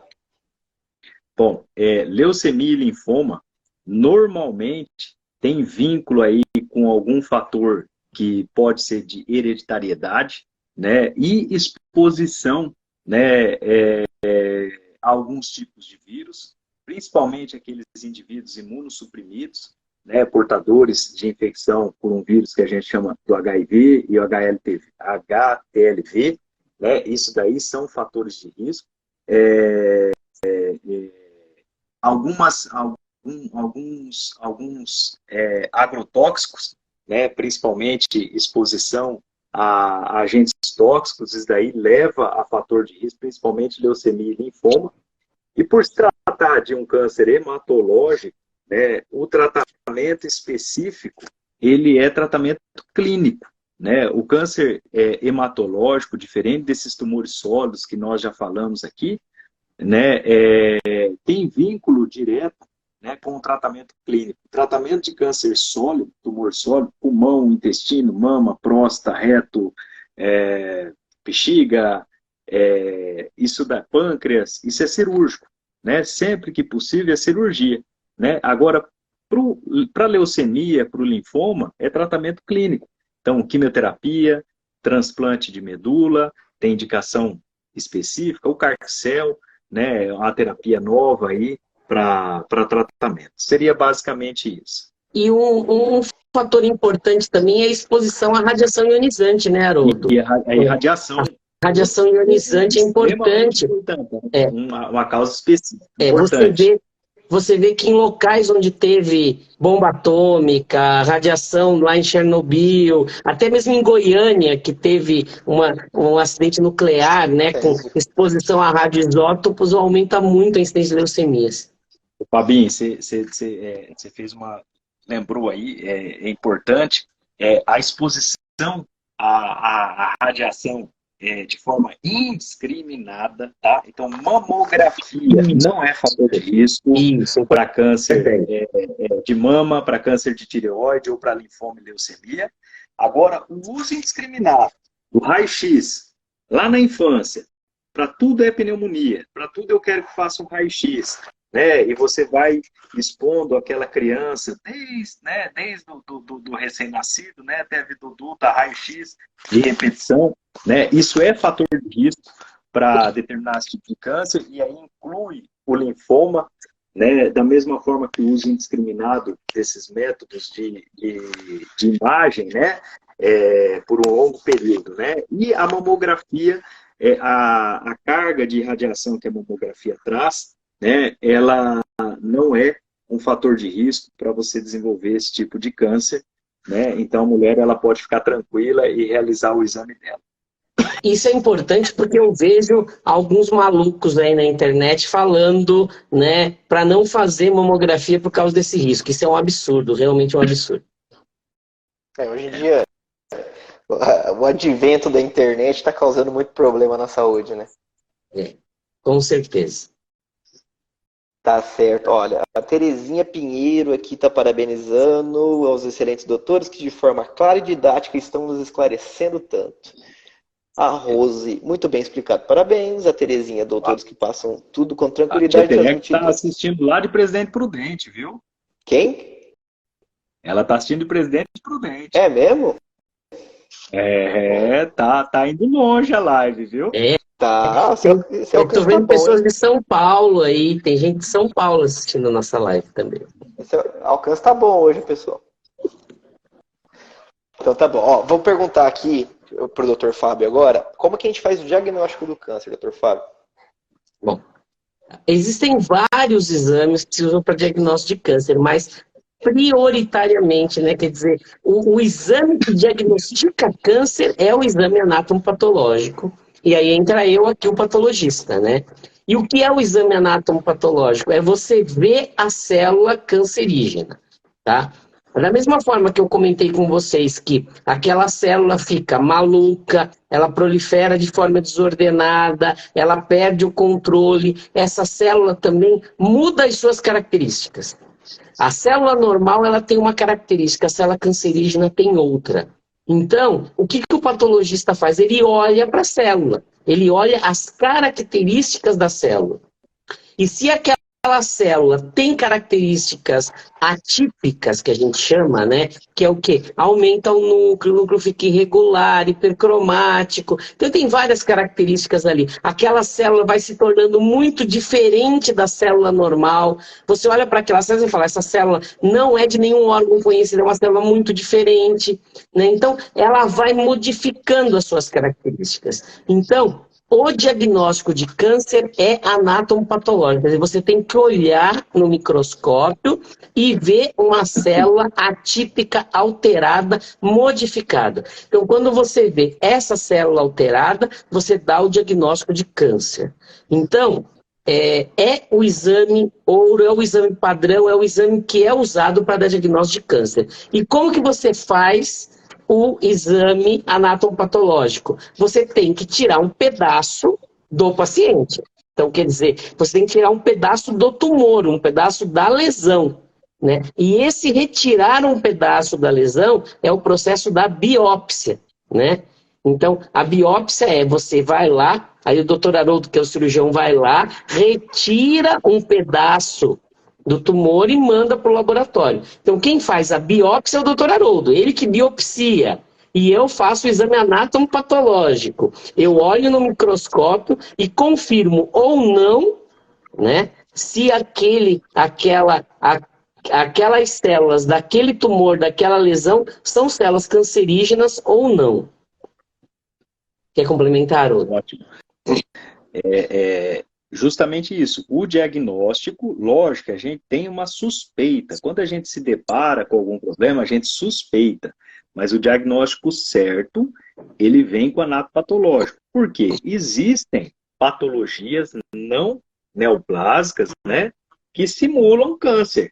Então, você pode se identificar, às vezes, com uma lesão, que ela pode ser uma lesão de origem viral, uma lesão de origem bacteriana, inflamatória, e que tem aparência de câncer.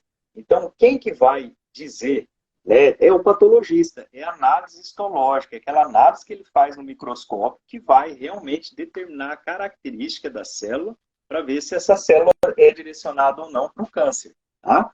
Aí teve uma pergunta importante aí, Fabinho, que é o anatopatológico, né, e a imunohistoquímica. É importante falar porque muitas vezes vem a necessidade dessa complementação e o paciente tem que saber que para a imunohistoquímica, muitas vezes, não precisa tirar mais nenhum pedacinho dele, já está lá no laboratório. Exatamente, na grande maioria das vezes. O que acontece?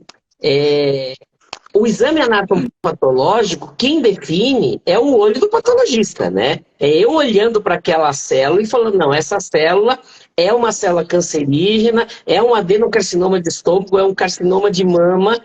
E muitas vezes, na maioria das vezes, eu consigo dizer que é um câncer, que tipo de câncer, dá nome, sobrenome, tipo do câncer. Só que vai chegar uma hora que, lembra que eu falei que quanto mais alteração genética tem essa célula, mais ela se modifica, mais ela fica diferente da célula normal? Pode chegar um momento que eu vou olhar para aquele câncer, teve até um caso hoje, que eu mandei um laudo para o doutor Haroldo, que a gente é obrigado a dar aquele diagnóstico que o cirurgião adora, neoplasia maligna indiferenciada. Quer dizer, é um câncer? É. Mas que tipo de câncer? Não sei. Olhando para aquela célula, eu não consigo dizer que tipo de célula é aquela. Tá certo? Porque passou do limite em que eu consigo diferenciar olhando para ela. Tá? Então, o que acontece? Aí nós temos que usar o quê? A imunohistoquímica. Como o próprio nome diz, imuno vem de imunológico, né? Histo, tecido e químico, uma reação química. Então, nós vamos usar o quê? A especificidade do antígeno-anticorpo. O antígeno e o anticorpo, eles se ligam como se fosse uma chave fechadora, ele é específico. Então, se eu tenho um anticorpo contra a célula da próstata, ele só liga na célula da próstata. Se eu tenho um anticorpo contra a tireoglobulina, contra a célula da tireoide, ele só liga em célula da tireoide. Ele não liga em nenhum outro tipo de célula. Então, por exemplo, eu tenho um tumor, aí eu jogo lá um anticorpo contra a célula da tireoide naquela lâmina, naquela célula, e gruda o anticorpo anti-célula da tireoide, eu sei que aquela é um câncer de tireoide, tá? Se for um PSA, que é um câncer de próstata, vai dizer que é um câncer de próstata, né? Então, a imunohistoquímica, ela é um complemento muito importante ao olho do patologista. Ela consegue me dar muitas informações que antes da imunohistoquímica eu não conseguiria avançar. E ela dá características muito importantes desse tumor, mas muito importantes. Não só para diagnóstico, como eu dei esse exemplo, para você poder dizer que tipo de tumor que é, da onde veio aquela célula, mas características dessa célula para resposta a tratamento, tá? Hoje a imunohistoquímica, ela é um dos principais mecanismos para você poder tratar o tumor. No câncer de mama hoje, você não trata câncer de mama sem saber a característica imunohistoquímica daquela célula, né? Então você tem que saber que tipo de receptor, né, da superfície tem naquela célula para eu poder dar um tratamento, né? que tipo de tratamento eu vou dar para aquele câncer de mama? Depende que tipo de célula tem ali e qual a característica imunistoquímica daquela célula. Perfeito. E aí, doutora, já pegando essa palavra que o doutor Fábio falou, como é que a gente faz, né, e como é que é feito o tratamento do câncer, né, as suas hipóteses e as suas possibilidades? Isso. Então, O tripé básico do tratamento do câncer. Isso. Então, bom, o tratamento do câncer é um tratamento que exige uma equipe multiprofissional, né? Então, não é um profissional isoladamente que faz o tratamento global do paciente oncológico, né? Então, o paciente que foi diagnosticado com algum tipo de câncer, a primeira coisa, é um tumor hematológico, é um câncer hematológico ou é um câncer sólido? Hematológico, esse paciente vai para tratamento clínico, né? E aí entraria quimioterapia, terapia-alvo. É um tumor sólido, então um câncer de mama, é um câncer de estômago, é um câncer de intestino, é um câncer de pulmão, é um câncer de pâncreas, é um sarcoma, é um tumor de colo de útero. Nós vamos então fazer, então entra o papel do cirurgião oncológico aí nesse princípio. O que o cirurgião oncológico vai fazer? Ele vai estadiar o paciente. Então aí vem a pergunta, os estágios do câncer. Então, você vai examinar o paciente, você vai pedir para esse paciente alguns métodos de imagem que vão fazer uma avaliação global de como está o sistema desse indivíduo, como está o pulmão, o fígado, os linfonodos, e aí você faz uma graduação, uma estratificação de estadiamento clínico, que a gente chama, que é estratificar a doença em estágio. E aí, na dependência do estágio da doença e da condição clínica do indivíduo, tumor sólido, então, em algum órgão, esse tumor é passível, então, de cirurgia e o indivíduo é passível de ser submetido a uma cirurgia, ele vai ser operado.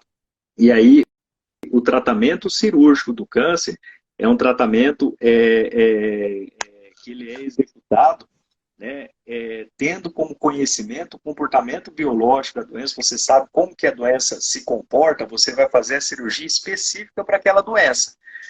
E tirou as peças, não é uma cirurgia aleatória, né?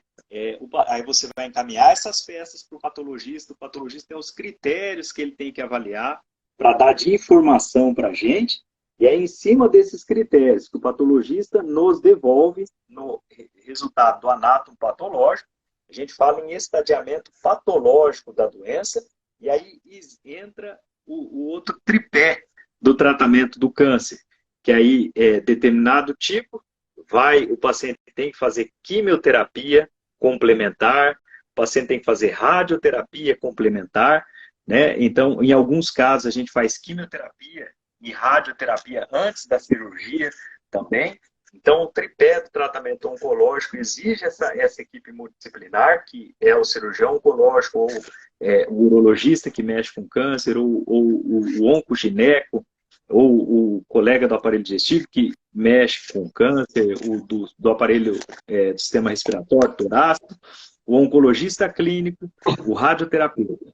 E aí, dependendo do tipo e do que o patologista nos informa naquele resultado, esse paciente tem que fazer complementação. Por que uns têm que fazer químio, outros não têm? Por que uns têm que tomar comprimido, outros não têm?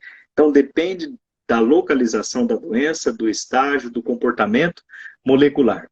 Por isso que câncer, quem tem que tratar câncer é quem mexe com câncer, né? Por quê? Não é uma receita simples de bolo, né? Existem critérios que são avaliados para que você consiga colocar esse paciente no protocolo correto e aí realmente você ter um impacto no prognóstico, né? Então, hoje o tratamento oncológico, ele envolve muitas vezes a cirurgia, a oncologia clínica, junto com quimioterapia, hormonioterapia, terapia-alvo, que são terapias específicas para determinadas modificações que aquela célula tem, a imunoterapia, que também tem um direcionamento específico, e a radioterapia. E aí, de acordo com o local a ser irradiado também, existem técnicas específicas que favorecem aí maior ou menor dano à região que vai ser tratada. E aí entra também o papel do psicólogo, do fisioterapeuta, do nutricionista, né, a equipe multidisciplinar, né, a terapia ocupacional, né, então é um tratamento multidisciplinar mesmo, né, um tratamento oncológico hoje, né, para você falar que o tratamento ele é de qualidade, ele não é executado por um único profissional. Que vocês têm aí na Oncoclínica, né, Haroldo? Hoje a Oncoclínica ela tem essa disponibilidade desse tratamento multiprofissional, né, com determinadas áreas aí de atuação dentro da oncologia, né, para oferecer o tripé mesmo do tratamento oncológico. Perfeito. E aí, só pode falar, Fábio. Duas coisinhas que eu achei interessante a gente comentar aqui, né? Que eu já vi paciente reclamar, falar assim, pô, mas eu já sei que eu tenho câncer, já fez a biópsia, por que eu tenho que pagar outro exame anatopatológico dessa peça que tirou aqui? Por que eu tenho que fazer mais um exame, né? Então, assim, enquanto a biópsia, ela é para o diagnóstico, né, para você saber se você tem câncer ou não, a avaliação da peça cirúrgica, quer dizer, daquela mama, né, que foi retirada, daquele pedaço de intestino, ou daquele rim, ou daquele ovário, é porque aí vai de encontro com aquela pergunta que a Ana fez aqui, do estadiamento, né? Porque ali, naquela peça que eu vou saber o tamanho exato do tumor, se aquele tumor, o que ele infiltra, até onde ele está infiltrando, se ele invade vaso sanguíneo, se ele invade nervo, se ele rompeu a cápsula, se ele está saindo daquele órgão, se o cirurgião conseguiu tirar o tumor inteiro, né? Eu vou avaliar a margem cirúrgica, né? Então, assim, essas informações são importantíssimas para o complemento do tratamento que o doutor Haroldo comentou, né? Então, o estadiamento, para você saber realmente o estágio do câncer, a avaliação da peça cirúrgica pelo patologista é essencial. É essencial, né? E aí, a outra coisa, Fábio, o link da congelação aí também, né? Também. Isso. Também. Muitas vezes, né, o Pablo comentou da congelação, né, o patologista vai no centro cirúrgico, né, muitas vezes o doutor Haroldo me liga lá, Fábio, você pode fazer uma congelação para mim? O que é congelação? O patologista vai no centro cirúrgico, eu vou lá na hora da cirurgia para auxiliar o cirurgião a saber como que ele vai conduzir aquela cirurgia. Então ele quer saber, eu tirei o tumor inteiro, olha aí, vê se esse tumor saiu inteiro ou não.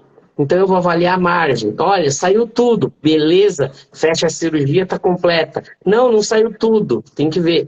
Para também saber um órgão que é difícil fazer biópsia, como por exemplo o ovário.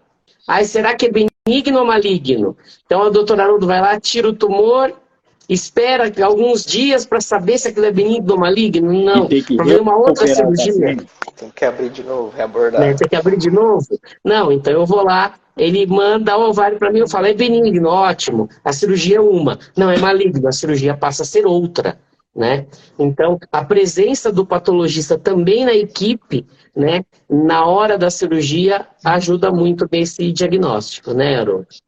Isso é uma grande evolução que teve também dentro do tratamento oncológico, né? Essa possibilidade, né, que é o patologista tá dentro da sala cirúrgica, né? O Fabinho está lá dentro da sala cirúrgica, fazendo a análise no ato, né? Para que você realmente evite essa reexposição do paciente, né, ao ato anestésico, à cirurgia. Né? Aqui, Fabinho, teve uma pergunta, Pablo, se os pacientes de muita idade, eles podem ser submetidos à cirurgia. Né? A idade não é fator de risco, tá? Não é fator determinante de contraindicação do tratamento oncológico. Por quê? Hoje o câncer é do paciente de mais idade. Né? Então, independente da idade, desde que a condição clínica do paciente permita, ele pode ser submetido a tratamento oncológico, sim, inclusive cirurgia. Né? Então, eu vou dar um exemplo. Já fiz uma gastrectomia num paciente de 90 anos de idade, já fiz uma gastrectomia num paciente de 95 anos de idade. Eu recebi. Né? Mas esse paciente, ele era atleta, era um ícone aqui da nossa cidade, corria São Silvestre, né? Faleceu com 98 anos de idade, se eu não me engano. Né? Então, não é a idade, não, é a condição clínica do paciente que vai ser o determinante ou não tem muito paciente jovem que, infelizmente, não tem condição clínica para nenhum tipo de tratamento oncológico, né? Então, a idade em si, ela não é um fator que contraindica o tratamento oncológico, tá? Eu lembro que você me ligou falando, ô Fabinho, antes que você se assuste que eu te mandei um estômago de um paciente de 94 anos, é que ele é maratonista, tá? Ele tá mais forte que a gente junto aqui. É isso mesmo. É isso Achou, mesmo. achou que era necrópsia. Mas então tá bom. Gente, aqui eu acho legal falar. Pode falar, Fábio. Desculpa, eu cortei.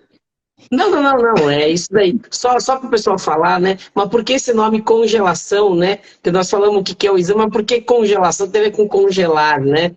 É que para a gente conseguir ver a célula, eu tenho que fazer um corte muito fino daquele tecido, né? E no laboratório eu tenho métodos que me permitem endurecer esse tecido para eu fazer esse corte com muito cuidado lá no laboratório. Só que esse método demora 12 horas de processamento. E lá eu preciso da resposta imediata. Então, como que eu vou endurecer esse tecido? Eu congelo o tecido. Então, o nome do exame chama exame intraoperatório de congelação, porque literalmente eu congelo o tecido para poder olhar essa célula rapidamente e dar um diagnóstico para o Dr. Haroldo. Perfeito. Agora sim, graças a Deus a gente teve muita evolução no diagnóstico, no tratamento, na conduta do câncer, né? E eu queria que vocês comentassem sobre um pouquinho sobre sobre quebrar esse paradigma de tenho câncer, vou morrer, né? Porque eu acho que as coisas evoluíram tanto que antigamente a gente talvez não poderia afirmar isso, né? Mas hoje a gente consegue afirmar.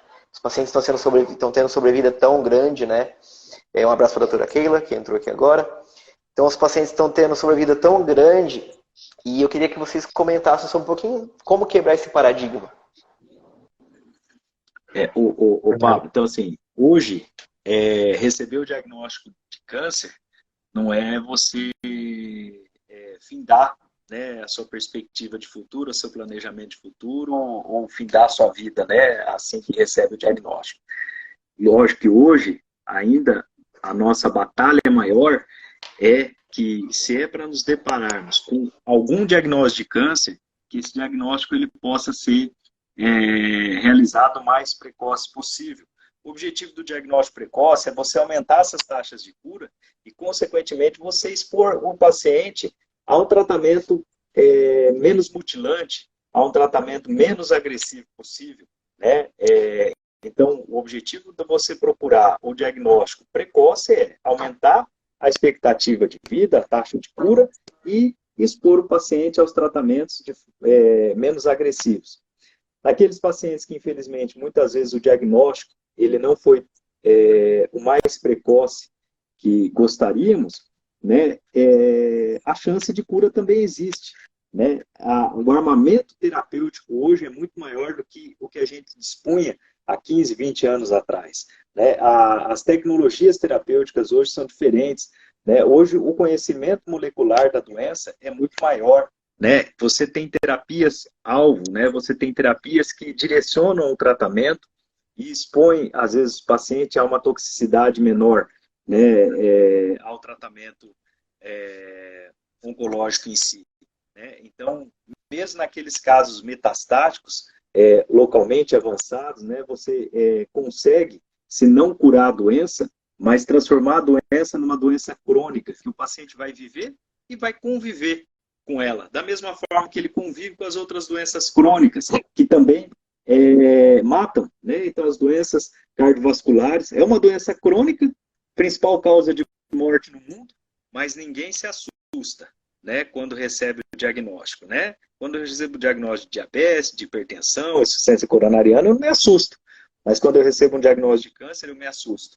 Né? Então, o objetivo hoje do tratamento oncológico, lógico, é sempre fazer o diagnóstico da doença mais precoce, para você você ser exposto a tratamentos menos agressivos, e naqueles casos que são mais avançados, você também tem opção terapêutica, e o principal objetivo é você transformar numa doença crônica. Se você não consegue curar a doença, melhorar o prognóstico do paciente, melhorar a qualidade de vida do paciente, ele vai viver com a doença tendo sua rotina do dia a dia, né? Então, hoje o tratamento oncológico ele avançou bastante nesse sentido, né? Com as novas tecnologias de tratamento. Né?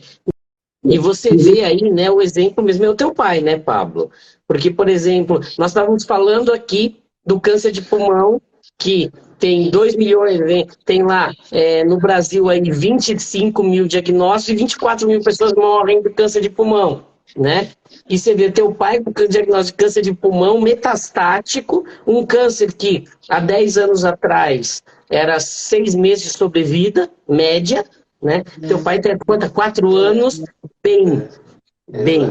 Então, assim, a mudança que as novas tecnologias trouxeram, né, para isso, trazendo cura, sobrevida e qualidade de vida, né, Haroldo?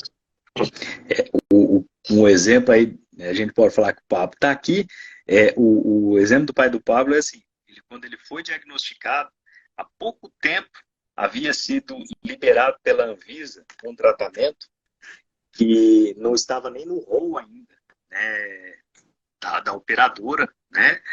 Hoje protocolar, está no rol, não tem discussão, né? E ele teve a oportunidade de receber esse tratamento inovador para a época, né?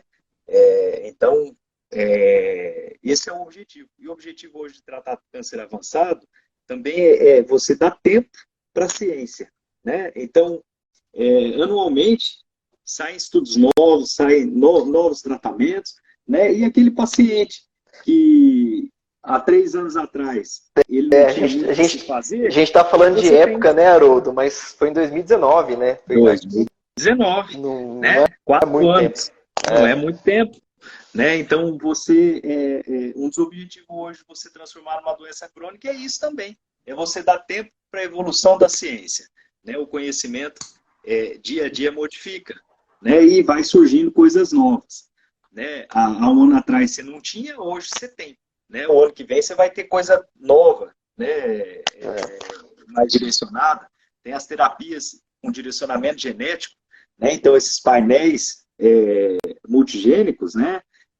Eles também muitas vezes servem para direcionar a terapia a ser adotada naquele determinado indivíduo, né? Então hoje a tecnologia modificou bastante. O câncer é uma doença passível de cura. Então, a palavra câncer hoje não é mais uma palavra para não ser utilizada, né? Antigamente nem se citava, nem se falava o termo, né? Porque câncer era igual morte, né? E hoje não é isso, né? É uma doença crônica, 50% dos homens em algum momento da vida vai desenvolver um tipo de câncer e 33% das mulheres em algum momento da sua vida vai desenvolver algum tipo de câncer. Então, é uma doença para ser enfrentada.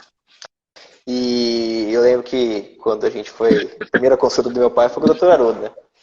E aí, Dr. Haroldo, fica tranquilo, né? Vai dar tudo certo e tal. Aí quando a gente foi fazer a primeira consulta clínica com a doutora Viviane, né? Eu esperei todo mundo sair. Ainda era uma coisa nova pra gente. E aí eu perguntei sobre, né?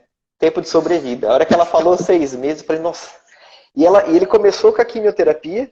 A quimioterapia acaba, né, tendo muitos efeitos colaterais a mais que a imunoterapia. Só que a hora que ele entrou com a imunoterapia, a gente viu o tratamento ser assim, ó.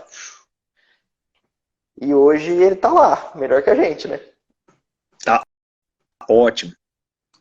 Perfeito. Mas olha, você vê, né, muito também das pessoas mudarem um pouco, não só a tecnologia, mas as pessoas também mudarem a forma como encaram o câncer, é que você vê muitas figuras públicas, né? Aí, atores, cantores, político e gente famosa de um modo geral, assumindo que tem câncer, tornando público esse tratamento e muitas vezes tendo sucesso nisso, né? Sucesso interessante. Nós temos um presidente da República que teve câncer, né? Recentemente o prefeito de São Paulo foi reeleito com câncer grave, né? Até faleceu depois, mas assim, é uma coisa que você não imaginaria um tempo atrás, né? Essas pessoas enfrentando o câncer publicamente e mostrando as vitórias, né? Que eles têm, e até mesmo quando morrem, mostrando também o quanto que eles conseguiram lutar, o quanto que eles conseguiram vencer etapas, né? E, então isso é muito interessante. Perfeito. Doutora Keila aqui, ó. Medicações específicas que impedem a proliferação de células cancerígenas, inibindo parte do ciclo celular, efeitos colaterais toleráveis e manejo aumentando a sobrevida. Viver com câncer, cada dia um dia, se alegrar com cada vitória. Perfeito. Isso mesmo. E agora, ó, agora são 8h39. Eu prometo que é a última pergunta, senão a Silmar e a Maria Paula vão me bater. Tá? Eu não sei como que as crianças não vieram até agora. Porque senão quem sofre sou eu depois, é culpa do Pablo. Mas vamos lá. Eu queria aqui, gente, que já que a gente falou da causa, eu queria que a gente falasse da prevenção agora, né? Como que a gente, daqueles cânceres que a gente falou, câncer de mama, câncer de útero, câncer de pulmão, o câncer de próstata, câncer de pele, como que a gente consegue evitar eles? Pode fazer um bate-bola vocês aí, vão conversando agora? Então vamos começar com um vilão grande, né, Fabi? 22% das mortes por câncer hoje poderiam ser evitadas com uma única coisa: evitar o cigarro. Sim. Evitando o cigarro, 22% das causas de morte por câncer seriam evitadas, né? Hábito de vida saudável, atividade física, combater o sedentarismo, combater a obesidade, fazer uma ingesta adequada de frutas, verduras, legumes, diminuir um pouco a proteína e a gordura de origem animal, evitar o excesso de alimentos super industrializados, o excesso de bebidas açucaradas e álcool, né? Isso iria reduzir em torno de 40% dos casos de câncer até próximo dos 50% do que a gente tem atualmente. Então, aqueles 20 milhões de indivíduos que serão diagnosticados com câncer anualmente em 2040, próximo de 30 milhões, 30 e poucos milhões, a quase 33, 34 milhões de indivíduos, 30, 40% desses nós reduziríamos aí com esses hábitos de vida saudáveis. Que é o que a gente chama, né, Fabi, de prevenção primária. Tá? Isso é prevenção primária, que não depende de ninguém, não depende do ente público, não depende da operadora, não depende de exame. São hábitos que a gente adquire no nosso dia a dia. Isso é prevenção mais barata, primária. Né? E é mais barato, né? Adicionar isso ao uso do protetor solar. Isso, aí a gente consegue fechar tudo. É o que a gente esquece, né? Em janeiro a gente lembra, né, Fabinho? Dezembro e janeiro, né? Vamos falar do o dezembro laranja, né? O janeiro, né? Dezembro e janeiro. Dezembro laranja. Prevenção do câncer de pele. Então, isso é prevenção primária. E aí, Fabinho, o que seria, então, a prevenção secundária? Os exames para diagnóstico precoce, né? Principalmente câncer de colo de útero, cólon e mama, né? E próstata.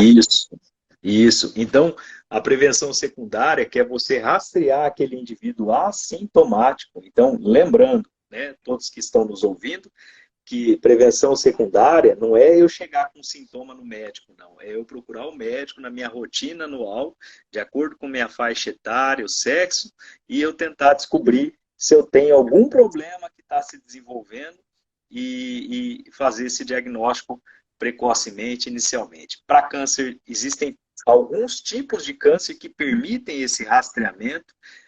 Não são todos, mas aquela lista dos 7 mais, ou você consegue fazer prevenção primária ou você consegue fazer secundária. E dentre eles está o câncer de mama. O melhor método para a prevenção secundária é a mamografia a partir dos 40 anos de idade. O câncer de colo de útero, o melhor método de prevenção secundária é o exame do preventivo, o Papa Nicolau. E o câncer, que deve ser iniciado toda a mulher depois da sua atividade sexual. E o câncer coloretal, ele também é um tipo de câncer que, além da prevenção primária, cabe a prevenção secundária, que é realizada através da colonoscopia. E a colonoscopia, primeiro exame, está indicado aos 45 anos de idade. Então, a sociedade americana, ela reduziu a faixa etária dos 50 para os 45 anos. Por quê? A obesidade na adolescência, os maus hábitos alimentares, que vêm desde a infância, estão cada vez mais impactando no diagnóstico de câncer coloretal em idade mais precoce. Então, o rastreamento do câncer coloretal está sendo indicado aí a partir dos 45 anos de idade com a colonoscopia, e aquele indivíduo do sexo masculino após 50 anos de idade ou com história familiar pesada para câncer de próstata tem indicação de iniciar o seu rastreamento em torno dos 40, 45 anos de idade do câncer de próstata. E o exame clínico da pele é um método de rastreamento, né? Basicamente seriam esses os métodos de prevenção secundária. A tomografia com baixa dosagem de radiação está indicado naqueles indivíduos que fumam por um longo período de tempo, que tem uma alta carga tabágica, como método também de rastreamento para nódulo pulmonar. Tá? Então, basicamente, se a gente pegar ali aqueles 7 que são mais comuns, 7 que mais matam, ou a gente consegue fazer prevenção primária, ou a gente consegue fazer prevenção secundária. Então, não tem desculpa para a gente correr atrás aí e tirar essa doença do cenário mundial. Só a vacina para o HPV, lembrar da vacina do HPV também. Prevenção primária também, né? A vacinação contra o HPV está indicado no sexo feminino, no sexo masculino, dos 9 aos 12, 13 anos de idade, né? Então, o ideal é que essa vacinação seja feita, então, nas crianças, né? Antes da atividade sexual, né? Perfeito. Atividade física e a doutora Keila aqui, ó. Evitar o uso de anabolizante. A gente já levantou isso, doutora Keila. Voltando. Isso aí. Contraindicado pela Sociedade Médica para fins estéticos. Isso. Perfeito. Então, resumindo, né? É isso. Alimentação saudável, atividade física, não fumar, usar protetor solar, né? E fazer os exames de rastreamento, né? Você fizer isso, você tá bem protegido aí, né? Para pelo menos diminuir a chance de você ter um câncer avançado. Isso mesmo. Gente, após 3 dias e meio de live, a gente vai encerrar aqui. A de hoje deu, né? A de hoje deu tempo de 3 dias, né? Mas a live foi muito boa. Mas foi ótimo. Nossa, é um tema gostoso. Foi muito bom, foi um negócio, é uma coisa que às vezes as pessoas pensam que é difícil conversar, mas foi um papo muito leve. E hoje eu aqui queria agradecer por conseguir extrair o conhecimento de vocês aqui para passar para o pessoal. 2 profissionais sem comentários, né? Que tem um conhecimento e um gabarito. Bom, não consigo nem falar. Mas eu queria agradecer de verdade por vocês. Principalmente o Dr. Haroldo aqui, despendiar o tempo dele, né? E a gente conseguir continuar levando para a população de Dourados, a região, e até o pessoal de fora agora que está acompanhando a gente, que a gente consiga ampliar isso aí. Mas obrigado, porque hoje o que a gente tem mais de valioso da gente é o tempo, né, Dr. Haroldo? Então, brigadão, de verdade mesmo, por você disponibilizar seu tempo para a gente. Pablo e Fabinho, estaremos sempre à disposição, tá? Se existe uma forma de a gente tentar combater essa doença, a forma é essa, é levar informação. Né? E como profissional da área, né, nada mais justo, né, de contribuir e poder levar a informação, principalmente quando vocês disponibilizam essa oportunidade. Né? Então, se a gente tem que agradecer aqui a vocês de estarem disponibilizando essa oportunidade para a gente poder estar levando informação e conhecimento.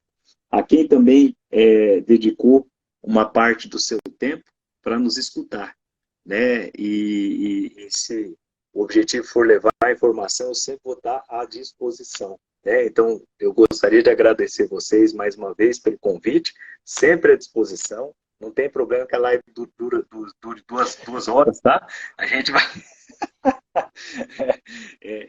a live só passou de 1 hora porque é um tema amplo, um tema gostoso de ser discutido, né? Porque você não fica preso a um único dado, né? E você consegue pulverizar as informações, né? Então, eu gostaria de agradecer essa oportunidade aqui hoje.